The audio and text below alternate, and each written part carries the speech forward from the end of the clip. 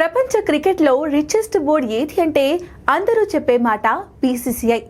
మరి బీసీసీఐ ఒక ఏడాదిలో ఎంత ఆర్జించిందో తెలిస్తే అందరూ షాక్ అవ్వాల్సిందే. అవును, క్రికెట్ను మతంలా భావించే ఇండియాలో క్రికెట్ను బీసీసీఐ కంట్రోల్ చేస్తుంది.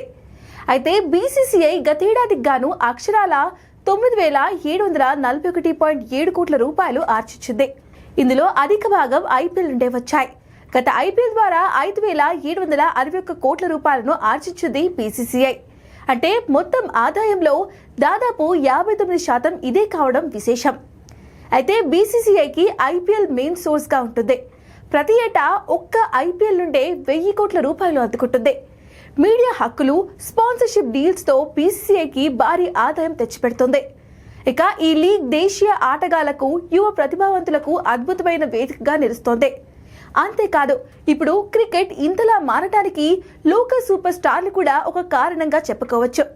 ఇక ఐపీఎల్ తో పాటు WPL కూడా మరో వనరుగా మారింది. దీని నుంచి బీసీసీఐ ప్రతి ఏటా 400 కోట్ల రూపాయలు ఆర్జిస్తుంది. ఇదిలా ఉండగా ప్రస్తుతం బీసీసీఐ వద్ద సుమారు 30,000 కోట్ల రూపాయల నిల్వలు ఉన్నాయని, వీటి నుంచి వడ్డీ రూపంలోనే ఏటా సుమారు 1000 కోట్ల రూపాయలు వస్తున్నాయని నివేదిక వెల్లడించింది. స్పాన్సర్షిప్లు, మీడియా ఒప్పందాలతో ఈ ఆదాయాలు ఏటా 10 నుండి 12% మేర పెరిగే అవకాశం ఉందని నిపుణులు అంచనా వేస్తున్నారు.